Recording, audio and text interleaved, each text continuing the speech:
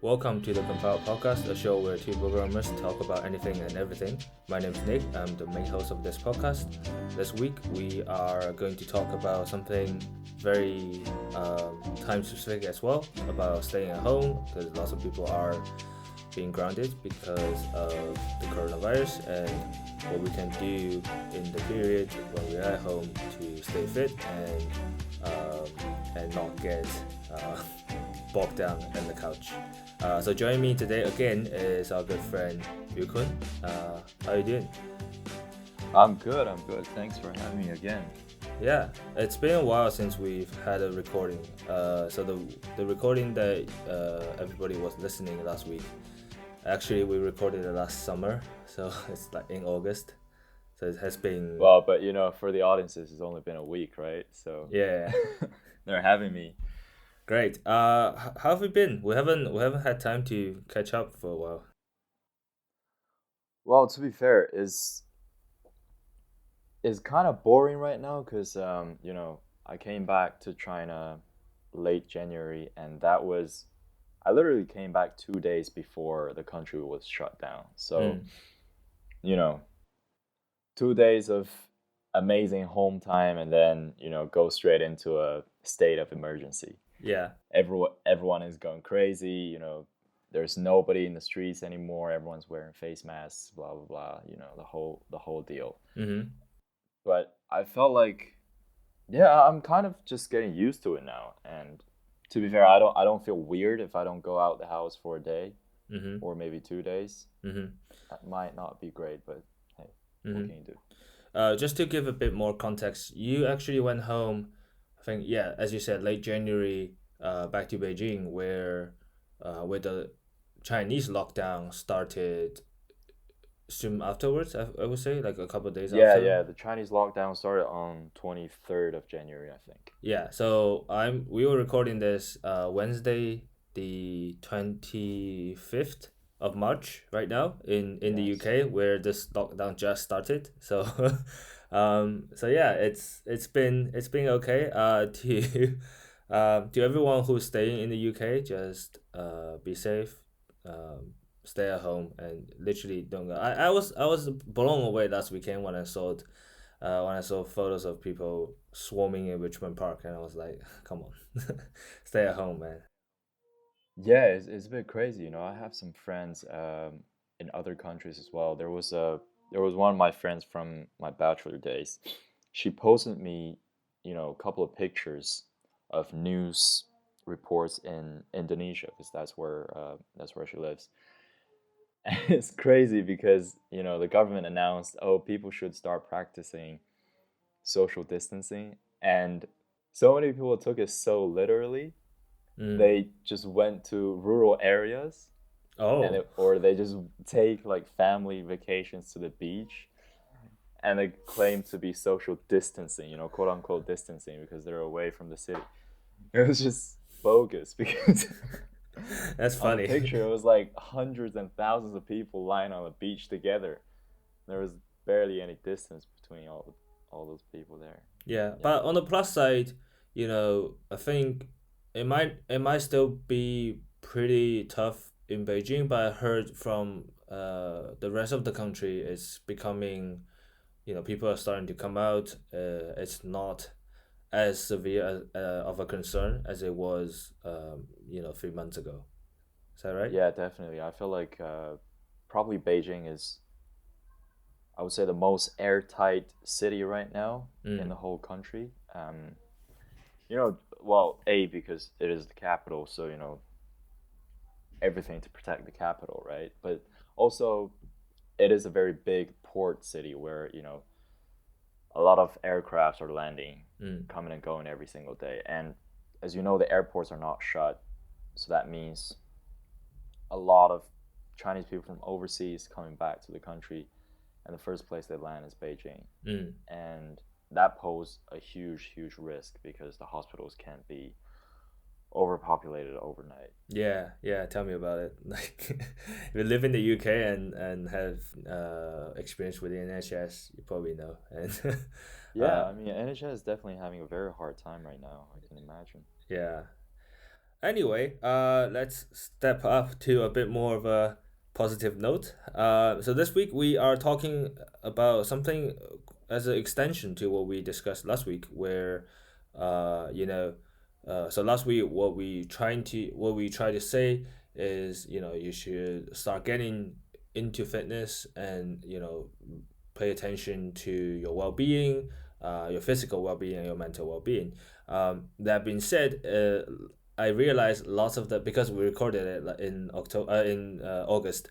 Lots of the tips that we had are essentially not usable because of the the lockdown in lots of countries. It's the same here. It's the same back in China. It's the same back in the United States, where a lot of the gyms are shut down. You don't have uh, equipments or even space at home, right? To do all of this Yeah, stuff. Yeah, yeah. I'm crying as you were saying this. yeah. How come? It's really sad, because I before I came back, I was thinking, oh, I'm gonna, you know, be able to go to the gym for a very cheap price now. So I'm so pumped to go home and do all those workouts. Yeah, I know. And It's before I even had a chance to get a membership down, all the gyms are gone. Oh man, okay. Yeah. So that's the same for us as well. The so I don't really have a gym membership because our office does have a gym. So it's a small one, but it does all you need. Um, However, personally, I've been doing a lot of workouts at home, which is why my living room is a bit of a mess right now. Um, yeah, that's just how things are right now because I shifted my times again, so I'm putting the bulk of my exercise routine in the morning now instead of the afternoon. So yeah, that's how it is right now. But yeah, we'll talk about the details of like routines and what exercise you can do, stuff like that, in a bit. But before that, I want to sort of again tackle the mental bit of this, where you know it's really hard, to be honest, to force yourself, not even force you to motivate yourself to stay fit or to get exercise while you're at home, because that's literally not where you're supposed to do exercise, honestly. And um, so the root of this was, well, the genesis of this topic was when I was talking to Caprice. She has been moving back and forth between cities and for job hunting, and therefore constrained in hotels for a lot of the time. And it was just hard for her to maintain any sort of exercise. She's not even walking like from place to place. So yeah, that's quite tough, I think. Um, but yeah, so uh, as I said to her, and right now, it is definitely important to stay healthy, and especially now, because it's the time of a pandemic, and essentially because there isn't a vaccine per se. A lot of the times you are just left with your own sort of immune system Yeah, to. yeah, definitely. I think is a well, I'm not really a medical expert, but I would say, it's probably very important for everyone to boost their immunity to a certain extent, just make sure you're healthy because as we can see from the bulk of the data that we have right now, most of the cases that died or most of the cases that were severe are mostly people who are relatively weaker, as we would say, that they probably don't have perfect health status. They probably have chronic diseases and they're probably slightly older because, when you get old, that's when your immunity start going downhill. Yeah, I think it's usually people with pre-existing conditions where this was actually this was brought up to me yesterday. I was chatting with my my boss essentially, and he watched this infographic show. So there's like many channels on YouTube that that do sort of animation to explain things for the general public. They did like a couple of years ago. They did one for like cryptocurrencies and whatnot. So recently they did an episode on the coronavirus and how they sort of works. And from what I might be butchering this. From what I understood is it seems like the virus itself does not cause particular issues with you. So it just confuses your immune system to work against you for a bit, and but eventually will overcome it. However, before that happens, your respiratory systems are vulnerable to other infections or other conditions. Yeah, yeah, that's the case. Actually, because both my parents are doctors, so we had a lot of very interesting discussions about this. And what you said is exactly right. So this COVID-19 or similar coronaviruses, how they work is they're basically just like any other organism that's trying to survive. So they go into your body because they need to reside in your bodily cells to survive Mm. and recreate. So they go in there, and what they do is they start reproducing, right? And by doing that, they're not really causing you, they're not giving you the cough, they're not giving you any other symptoms. Mm. It basically just confuses your immune system. Yeah, I see. So from I don't know if this is experience for you, but for me, I've definitely went through lots of times where I just didn't feel like I want to do exercise because I'm in the comfortable situation of my home, and Hmm. it just seems natural for me to chill at home, right? That's what literally Yeah. what the sofa is for. What happened usually was, um I would spend maybe a week ish time on the sofa, and then I would just like I'm sick of the sofa now, and uh it's gone to a point where it doesn't even feel that good anymore Yeah. to Yeah. be there, and also like that's physically, and also mentally. I'm like there's always on the back of my mind something like, oh, you probably should be doing something instead of like sitting around. Yeah, yeah, I know. Totally. You start building up this resentment towards yourself, and you start questioning yourself like, why are you being so lazy? You should be doing something else. Yeah, exactly. It's all about like slacking off, quote unquote. Yeah. It's a bit Yeah. it's good for maybe like a week tops, and then from that point on you're always thinking, I could have been doing this, I could have been doing that, but then sometimes you get like buyer's remorse again, and then you feel like, oh, I've already stayed unhealthy, or I haven't worked out for like a week now, and Yeah, and then you're just like, might as well just continue. yeah, I know. And then it all just like spirals. For me, this could go on. Like the worst this has happened to me was senior year of university when this happened, and I think it lasted a good 3 months ish. So that was like just before Christmas. I think you came to visit me that time. Yeah, Just yeah. before Christmas, all the way till mid February.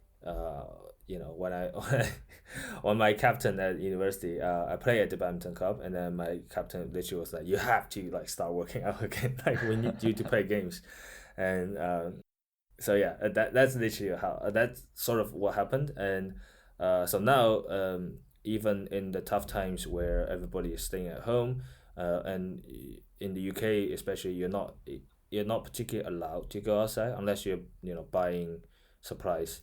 Um, I am aware of I'm more aware of the sort of tendency to start slacking off and like work, and then I sort of make sure I don't do that.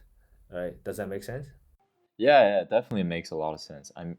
But it's also quite hard because for most of the people who gotten this sort of command to stay at home, their normal day would be, going out, working, going somewhere, doing something, and all of a sudden it's completely okay for you to stay at home and you still get paid. Like this is especially for the people who doesn't really enjoy their jobs that much.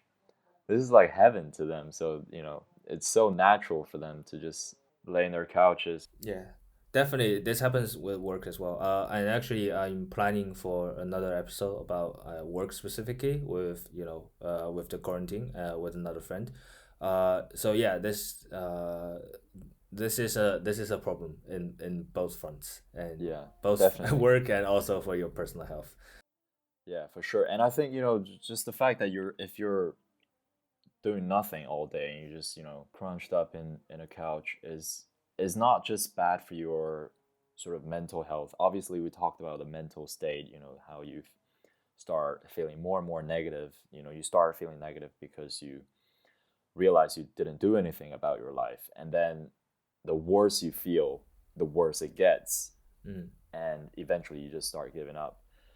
So obviously that's a really vicious cycle. And I suppose by trying to stay fit and trying to stay well at home, it could start helping you to kind of get out of that rut Mm. and really start, building positive routines around your day. Mm-hmm. And I feel like another problem with, this home quarantine and this, suddenly given freedom to just be home and do nothing is that a lot of people just start actually doing nothing. Mm. They just stay at home and, lie down like a, I don't know, like a plant, like broccoli, right?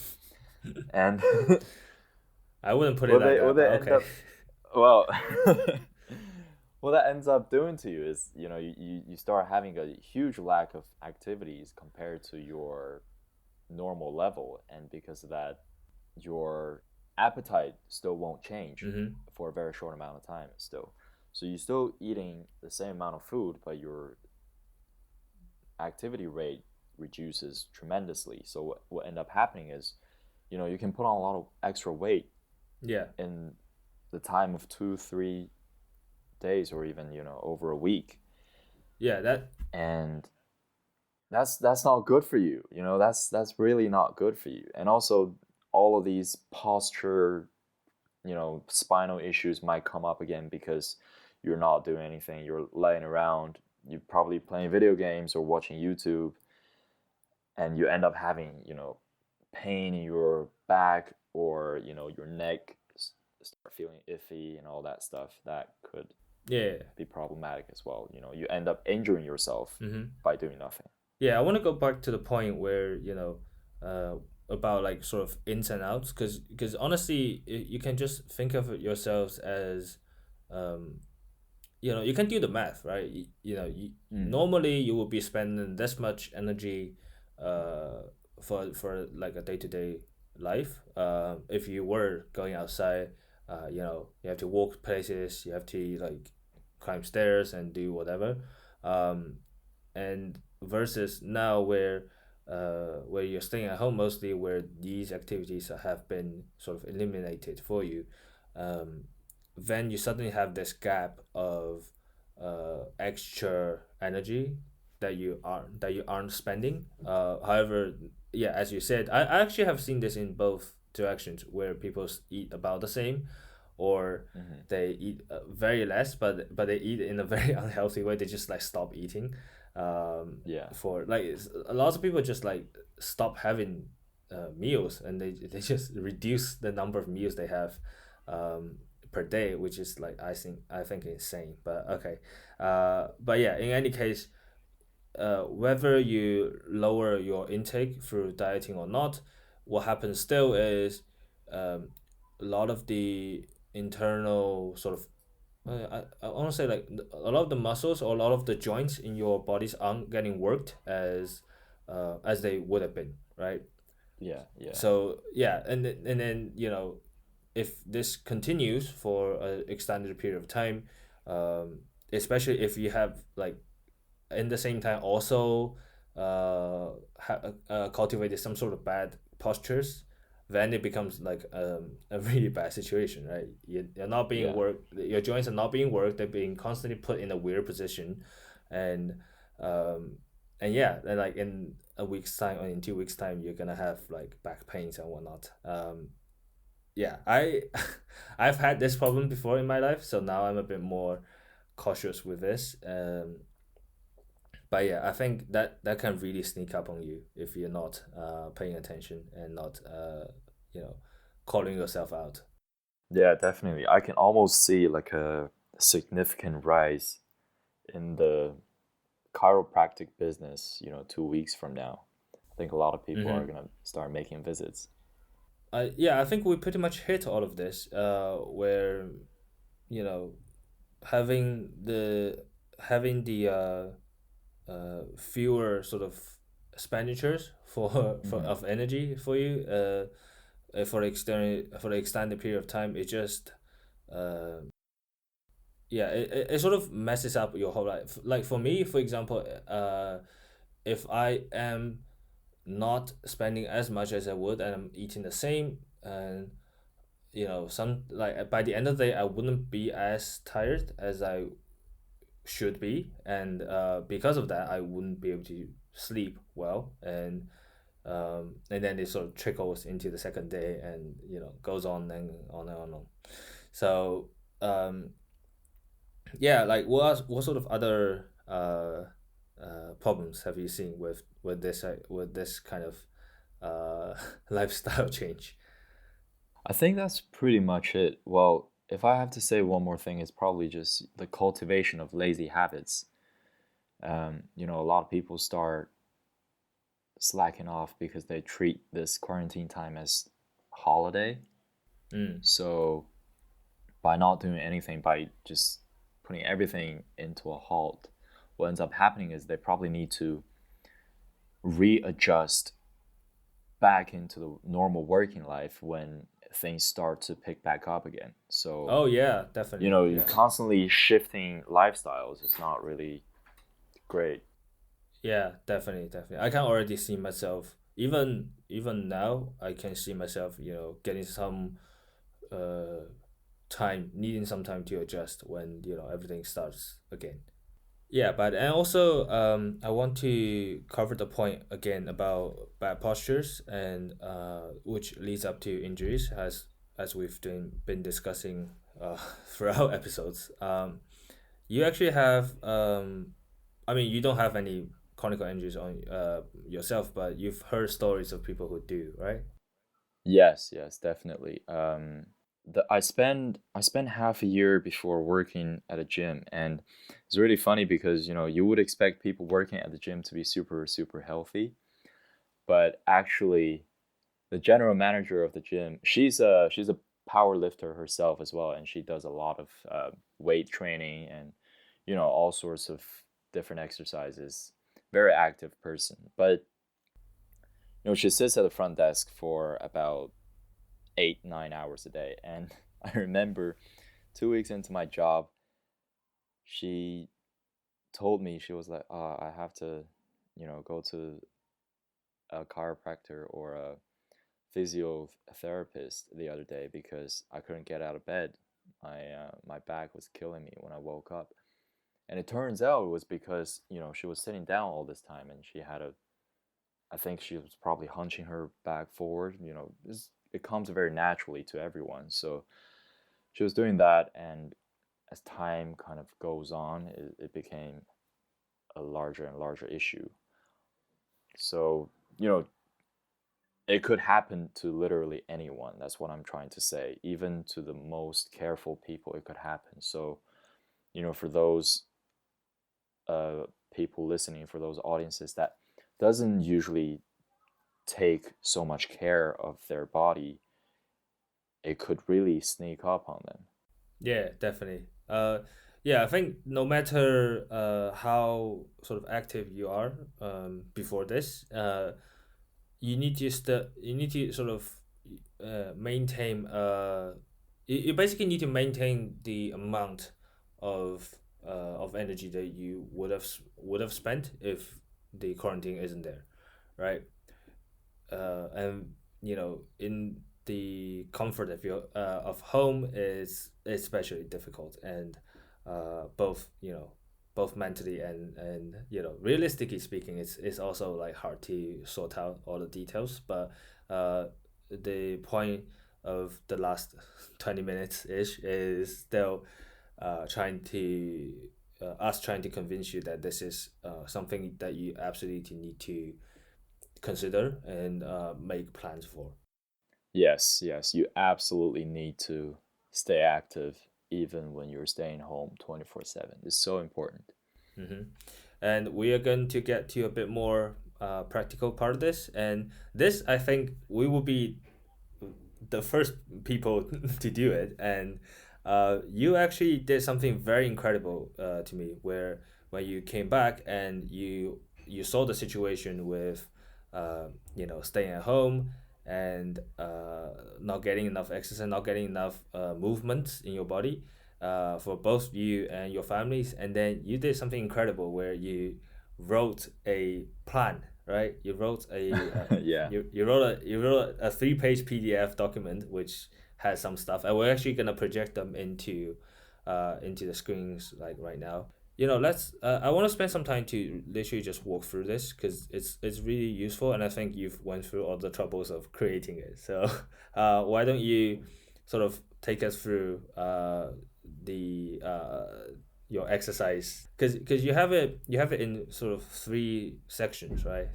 Yeah, yeah. So I created this sort of routine in three different sections. So the first section is some basic stretching movements. So they're more like yoga type of movements where it is mostly static with very very slow uh, motion for your body to adjust, for your spine to kind of get relaxed or get tensed.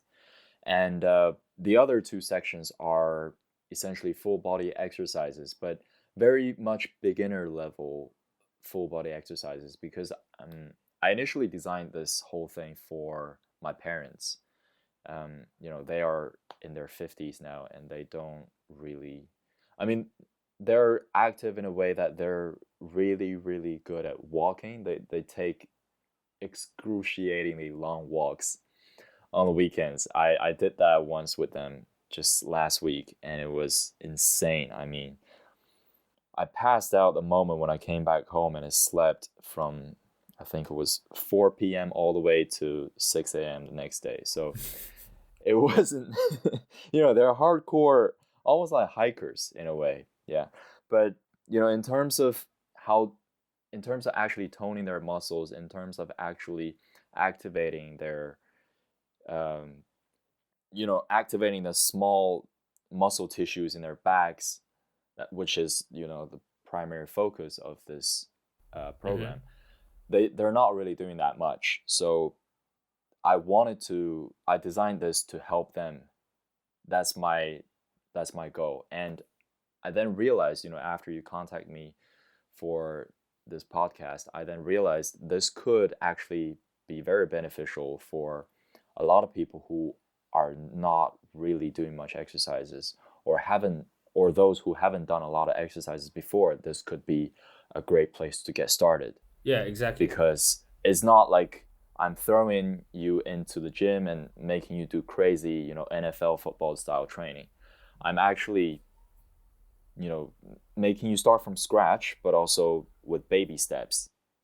And I think this is the right way to start.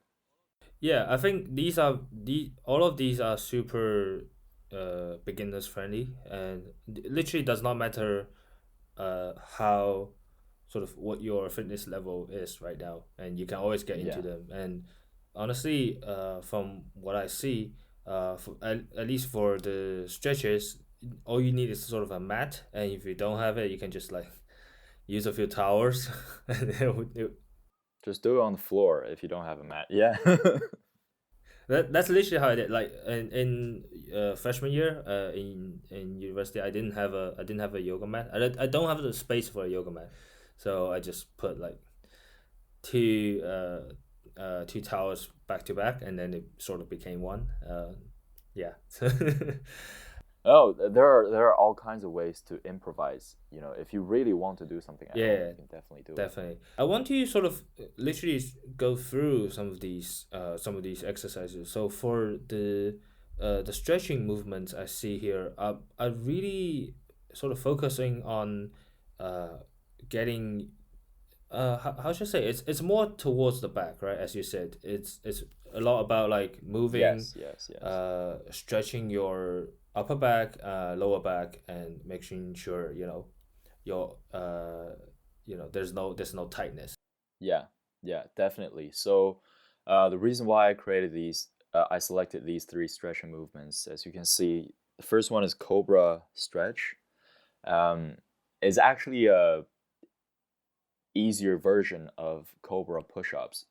So usually this position is actually designed for a type of exercise, not just a stretch. It's designed for Cobra push-ups where your body goes down and then you press yourself up with your arms. Yeah, like a cobra, basically. Yes, yes, like the snake, hence the name.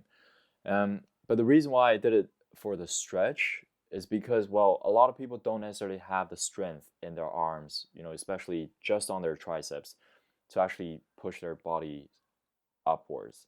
Mm-hmm. Because the first time when I was doing these with very strict form, I start to realize it actually relies very, very much so on your triceps. So you do need some level of strength to be able to pull this off. Um, but it's still beginner friendly. So if you feel like you can do push-ups, be my guest. But if you are someone who doesn't really have a extensive history of exercises, I would suggest you to start with Cobra Stretch because it is a great stretching movement where you engage your glutes, you engage your lower back, and you also try to kind of, engage your scapula to make sure your upper back is upright as well. Yeah. And that's how your face could actually be facing almost upwards. Mm-hmm. You'll be almost staring at the ceiling. Yeah. And that's going to be great because, we spend most of our day sitting down or, looking straight or looking downwards. And when we're in that state, our spine is bending forward. So I remember a friend of mine who was a physiotherapist. He said this very, very. He made this point very clear to me. He said, our body needs a balance at all times. So if you spend so much time bending forward, you need just about as much bending backwards. Now, obviously, we won't have enough time to, counteract the amount of time that we bend forward. But what you can compensate for is that you can overcompensate by adding the intensity. Mm. So in this case, the intensity is there. You're engaging your entire posterior chain to make sure your back is upright and everything is tight, everything is straight up. Yeah. So you don't need to bend backwards for like 2 days to help you stay healthy. Yeah, essentially, what's important here is, for someone who's lived with a sedentary lifestyle already, and especially right now at home, you want to, as I said, just spend some time to make sure you move all your joints, and especially like all of like your spinal cord is probably the most important chain of joints that you absolutely want to hit, and all these three exercises I think are sort of designed for that. Actually, I have experience with number two and three. Last year, I think towards the end of last year, because I um, had a muscle spasm on my upper back on the plane. Uh, when I was trying to take my jacket off, I literally when I reached back to get my arms out of the hook, and I heard a pop. Yeah. So that's where for me this wasn't a debilitating problem. This was an accident. However, when I went to the physiotherapy, when I went to my chiropractor, uh, the exercises that she suggested are very similar to what we have here. Actually, two of them identical, which is number two and three, where you want to make sure you sort of move your both of your both of your scapular plane. Is that what it's called? Yeah, So yeah. you want to like go all the way in and all the way out, Yep. and then you can facilitate that with a little bit of breathing exercise, which also helps with your abs, if that's a attracting point to anybody. Yeah, definitely. So yeah, foam roller stretch is the same, but it's just moving in a different. It's like up and down instead of in and out. Yeah. I just wanted to add an additional point on, you know, the movement with the scapula, because our backs are really, really, um, I would say, mysterious areas of our bodies, because it has literally so many tiny, tiny little muscle fibers that we don't even, you know, small muscle groups where you you even struggle, even, you know, medical students would struggle to name all of them, because it's such a complex machinery. So the movement of, you know, extending and contracting your scapula actually activates a lot of the small, tiny, tiny, deep muscle tissues in your Mm-hmm. back. So it helps Mm-hmm. to strengthen them. It's almost like lifting weights for very small muscle tissues. That's what it's doing. So this is a very important exercise. And as you said before, you know, with proper breathing techniques as well, that could be really beneficial. And also with the foam roller stretch, a lot of people, if they've never done it before, you realize when you're stretching yourself on top of foam roller, you feel like there's some sort of a pain near your shoulders, near the Yeah. front side of your shoulders. And that's because your diaphragm and your entire, you know, pectoral muscle is actually getting stretched out.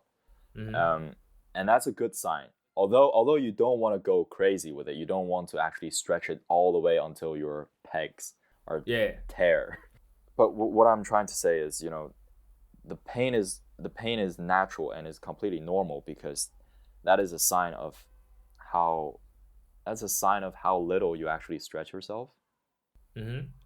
And, you know, if you're feeling it, that means the stretch is working. So don't hold back because of the pain, but rather, you know, take calculated steps forward to kind of, you know, get used to it and slowly eliminate that pain. And that would, Yeah. you know, once you don't feel any pain when you're doing that, you know, you're golden. Mm-hmm. Yeah, and I think this is just a general rule for any sort of stretching movement where, uh, a lot of people, even for myself, when I started doing, because when I started doing like extensive stretching sessions, you want to make sure that you are sort of strong or you are firm in if that makes sense, where you don't want to just like, oh, I'm gonna lay back and put my hands up and that's it. And you want to make sure that you are conscious of your all of your muscles and all of your positions, and as you breathe you can actually feel some of the fibers being stretched. And that's I think really important. When not you but a different friend told me, you want to make sure you feel the the stretching of the muscle, and as you breathe, and don't sort of flop it. And especially when I'm doing lower body stretches, when I'm doing like hamstring stretches, you don't want to just like flop down and Yeah. yeah. So I think from my experience, it's something to sort of look out for. Make sure you are uh, stretching, but not complete, not relaxed stretching, right? Yeah. No, your body still have to be fully engaged. Yeah, yeah, exactly. So that's really important. Uh, from that I learned. And I think just to cover all of our bases, where we want to do like, I think all three of your routines have some sort of slow, steady cardio element. And Yes. the illustration here we have is I don't know what this machine is called. It's a walking machine. I think it's the elliptical, or some people call it the cross trainer. I think. Yeah. Yeah, which is probably why I don't know what the name is. So yeah, I don't think a lot of people will have that at home. So what would you recommend as a substitute for home? I understand this is not literally that you need to do. No, no, no. This is not exactly what you need to do. So to be fair, I only put this picture up there because well, that's the kind of association you get when you see steady speed cardio. Mm. Is you're on some kind of cardio machine. So um, and also because we have one in our home, so that's why Ah, I I see. put this picture up here. So I was like, Mom and Dad, you don't even need to read. You just need to look at the picture and you know what to do. Mm-hmm. Um, but obviously, for those people who are listening and who does not have cardio machines readily available at home, Mm-hmm. what I would suggest you to do is, you can go out for a walk. I think according to the UK government announcement, you're still allowed to go outside for a walk if it was Yeah. a necessary part of your daily exercises. It says one form of activity that's a justifiable reason, so you can go outside. I think for me the cardio element in my workout is not like right now. I'm doing a fitness program, so that really just covers it Mm-hmm. already. If not, Yeah. at home I think just trying to go. What I do is I go on YouTube and I find a lot of these like home exercises for cardio, and they're really good, Yeah. and they don't use a lot of space, they don't use any equipment, and you literally all you need to do is like jump around and and do Yeah, stuff. yeah, you can do things like burpees, star jumps, all those stuff. Yeah. That's definitely very helpful. The reason why I went for steady speed cardio instead of those hit cardio, which are high Mm-hmm. intensity interval training type. The reason why I chose the steady state is because this is much more beginner friendly. Mm-hmm. It's so much easier for people to do it and not get discouraged or not get completely annihilated the next day. You won't have all kinds of aches and pains in your body the next day and say, oh, I'm never gonna do it again. So that's the main reason why I chose this over hit I cardio. see. It was so that you can continue doing it and really build a habit out of this. Cool. And I think for the other two pages are we'll just sort of skim through them. Obviously, we'll link the PDF for our audience, and you can download it and use it for yourself and your friends or family. For the full body exercise, I think the stretches are and the stretcher the cardios are always there because they should be. And Yeah. I think just overall we are sort of looking at a mostly multi-joint exercise, right?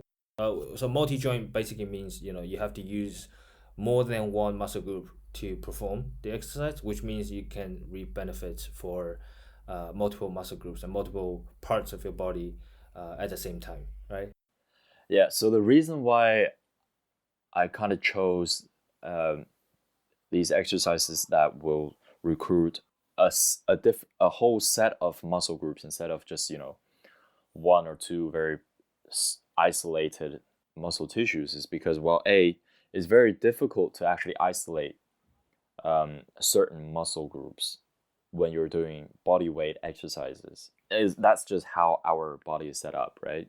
But another thing is, I'm really trying to use as little as little as small number of movements as possible to achieve as much outcome as we can. So really trying to to use the entire body with 3 or 4 exercises because I've designed these routines so that it won't take more than half an hour to 45 minutes of your day to do it every day. And these are the things that won't give you crazy kind of aches the next day when you wake up, so you can continue repeating them. Yeah, you won't be too sore after this. That's really the benefit of it. And also, for all of these exercises, we're gonna list the basic ones and the full and the intermediate ones.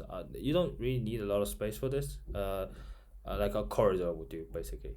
You don't like you just need somewhere where at the maximum you can lie down. Somewhere where you can comfortably lie Yeah, down. exactly. That's all you need to do. Yeah. Exactly. Except from your bed. Yeah, I wouldn't do this on the bed. Yeah. uh, have your parents started to adopt this, and have they seen any, have they made any comments on how well this performs? What I what I did with them was I was doing, it might sound really bad, but I'm doing my little experiments on, what kind of exercise they're doing. So I'm really monitoring changes I see and changes that they feel. So my dad is a pretty active person. He goes to the gym and does weight training quite often. He used to swim a lot, and he walks to and from work every single day, and that's about 1 hour worth of walking every single day. So he does quite a bit of physical exercises usually. Um, so I'm pretty much just bumping him straight into the intermediate level, and he's doing great. He's not really complaining. His body is recovering quite well, and mind you, he's 52 years old. So if a 52-year-old man can do this day in day out, there's literally no reason that for a young adult to not be able to do this. So I think that's great. Whereas for my mom, she's more of a sedentary type. Um, she does go out for walks. She does do very light exercises. She picked up some yoga, I think, towards the end of last year. But obviously, with everything being shut down, she doesn't really have much um, opportunity to really practice them again. So I've been, helping her to mostly focus on the basic stretching movements, and she's getting great results. I mean, she had a bit of very light case of scoliosis before. That was about 10 years ago. So she was doing a lot of physiotherapy before to kind of help her with this situation. But those kind of treatments were mostly to help her cope with the pain and to alleviate the pain. It wasn't really helping her to, really adjust and get rid of it.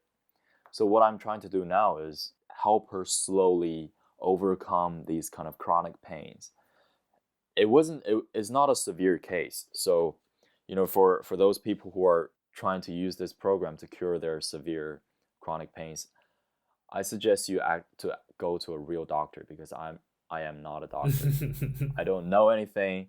Yeah, this is mostly for general health. For people who are generally, just taking care of their health and, trying to improve upon it, I think it would be very beneficial, because as what I can see from my mom, an average sedentary person, she's getting great responses from even just the basic stretching movements. If you really, really put your mind into it and do it with perfect form, her back was actually aching the day after. So yeah, it was great. But now, after almost 2 months of doing this, she's fully into it. She's able to complete the basic full body movements with no problem at all, and that's just terrific. The point of this exercise routine is really just to make sure you still have a fair amount of movement planned for the day, and a lot of these are a lot of these stretches are sort of correctional, for correctional purpose, to make sure you don't overplace yourself in a bad position for too long. uh, and yeah, it's just a stepping stone into creating an actual healthy fitness routine. And uh, so yeah, just out of curiosity, what sort of routine that you are you doing right now? Well, what I'm doing right now, I'm kind of utilizing, every single small equipment we have at home, and luckily we have quite a lot, actually, because me and my dad were very into fitness and exercising. So we have a few sets of dumbbells at home. Um, we have a bike, like one of those biking machines at home. We have a cross trainer, yoga mat. We even have a Swiss ball, the gigantic inflatable ones that you see in the gym, and also we have a few resistance bands. So it's really really helpful. What I usually do is um, I would incorporate push-ups, squats, and some dumbbell works on my shoulders for one day, and then I'll probably use resistance bands for you know tightening up my back, and also just going outside to use the public exercising area to do some pull-ups and going for a walk, that kind of thing. So it's obviously nothing compared to you know going for a proper workout in the gym, but still is a decent level of physical activity that can keep me, at least it makes me hungry when it comes to mealtime, and that's what counts. I'm using this as an indicator. If I feel hunger when it comes time to eat, then I know I'm okay. But if I don't feel hungry at all, but dinner's on the table, then I start to realize that might have been a problem. Maybe I didn't do enough exercises today, or maybe I've been neglecting some cardio, whatever. Interesting. I don't have any equipment at home, unfortunately. I have like some stuff, but they're not exactly useful in a home environment. So yeah, it's what I do mostly is internet videos and trying to follow them on at home, because lots of these are equipment free, and all you need is a little bit of space. And luckily, I have a living room now, so so that's attainable. Definitely, definitely. I mean, uh, there are so many great workout videos that you can follow online. There's the P90X. I think that was a really famous one. Insanity.